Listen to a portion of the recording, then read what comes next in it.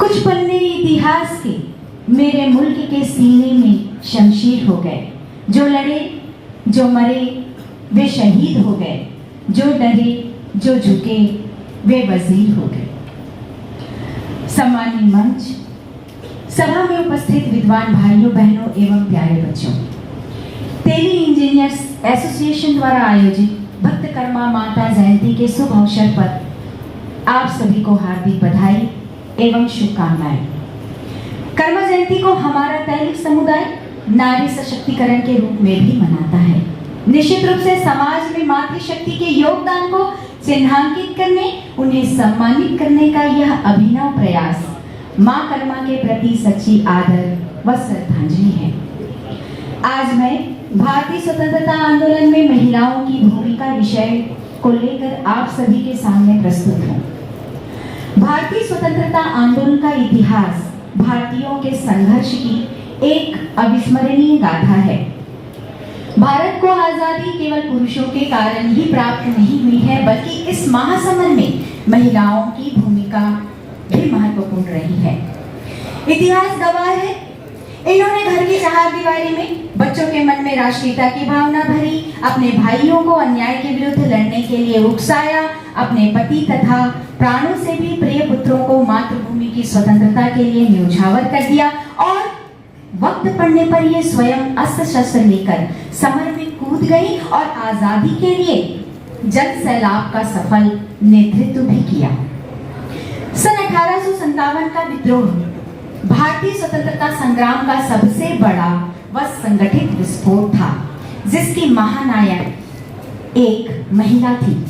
मैं अपनी झांसी नहीं दूंगी, इस महावाक्य के साथ झांसी की रानी लक्ष्मीबाई ने अपने राज्य के स्वतंत्र अस्तित्व के लिए अंग्रेजों के विरुद्ध अद्भुत वीरता, पराक्रम और नेतृत्व का परिचय देते हुए समर में कूद पड़ी थी।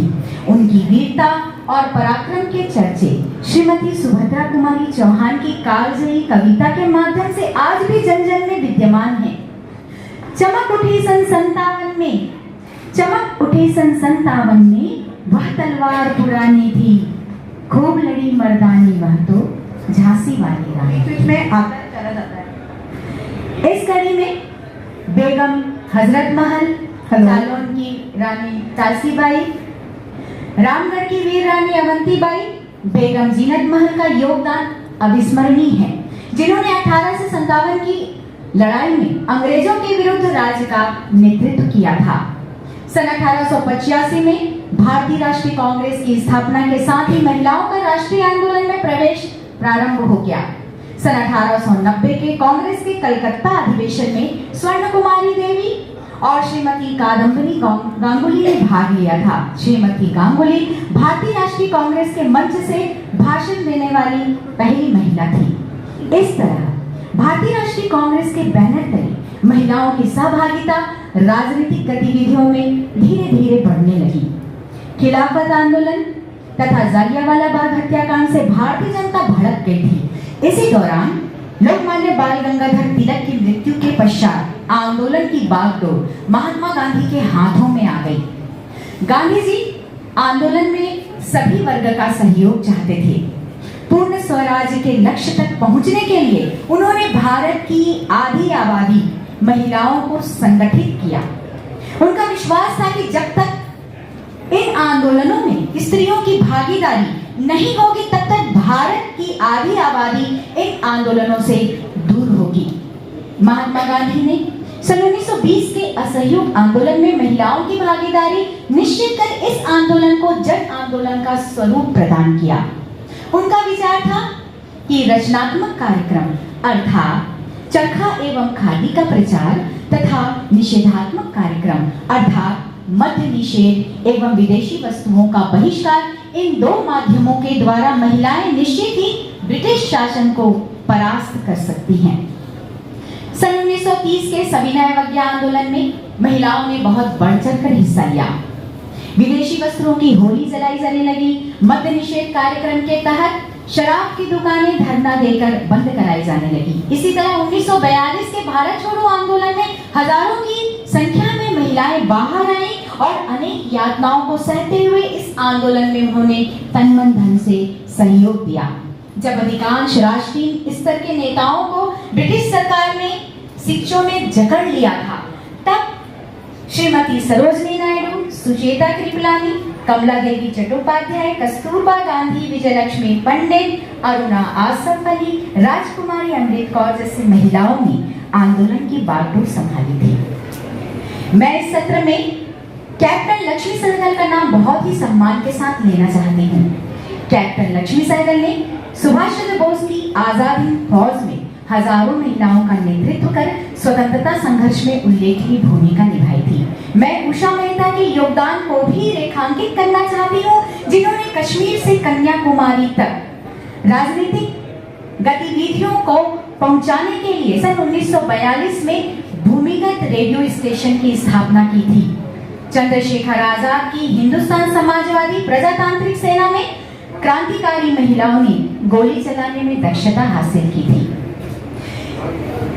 इसमें सावित्री देवी, सुशीला देवी, प्रकाशवती, मृणालिनी देवी, दुर्गा देवी ने इस संगठन में अविस्मरणीय भूमिका निभाई थी। सरदार भगत सिंह को गिरफ्तारी से बचाने के लिए दुर्गा देवी ने अपने प्राणों की बाजी लगाकर उनकी पत्नी के रूप में रेल यात्रा भी की थी। अंग्रेजों ने आदिम काल से जीवन बिताने वाले जनजातियों के क्षेत्रों में प्रवेश कर उनके सामाजिक, सांस्कृतिक, आर्थिक जीवन में हस्तक्षेप किया था। परिणाम स्वरूप इस काल में बड़ी संख्या में आदिवासी विद्रोह हुए। सन 1829 का खासी विद्रोह, सन 1849 का नागा विद्रोह, सन 1855-56 का संथाल विद्रोह, 1831 का मुंडा विद्रोह, 1910 का भूमकाल आदि उल्लेखनीय है।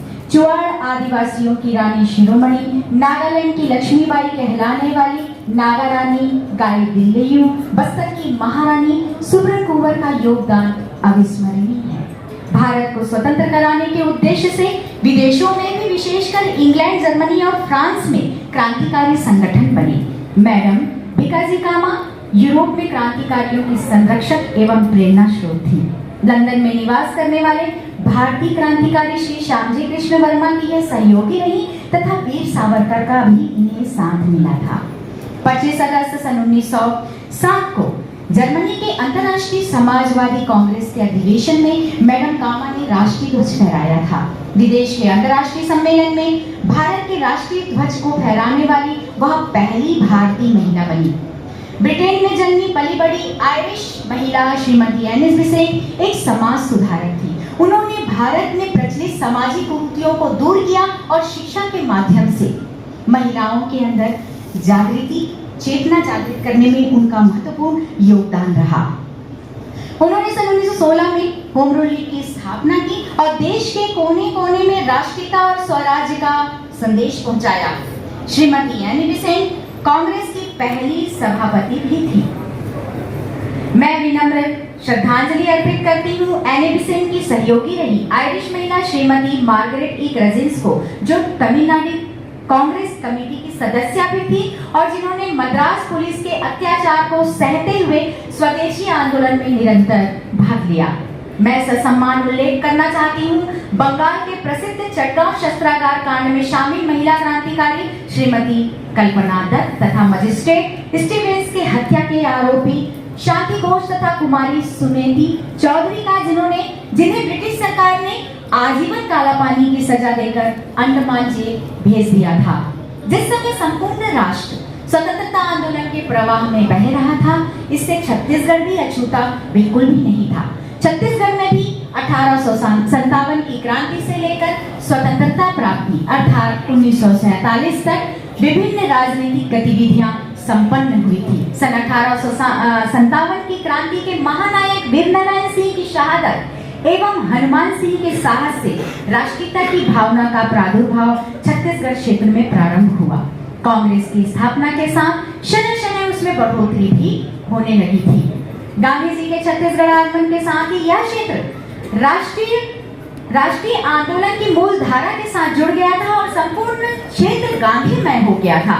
गांधी जी के नेतृत्व में पुरुषों के साथ साथ हमारे छत्तीसगढ़ की ग्रामीण और शहरी महिलाएं भी अत्यंत उत्साहजनक तरीके से राजनीतिक गतिविधियों में शामिल होने लगी थी।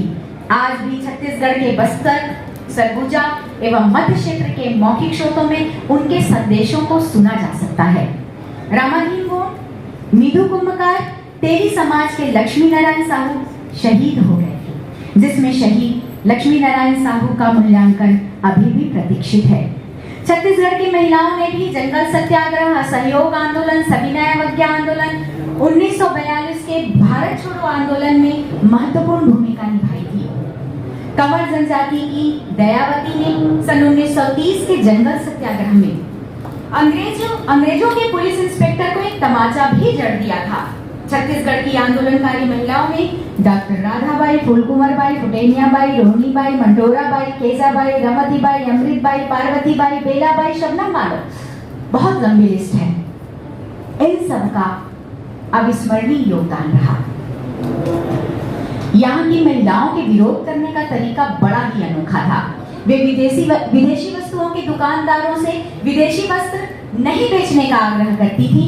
वे खरीदारों को भी खादी के प्रयोग व विदेशी वस्तुओं के होली जलाने को प्रेरित करती थी।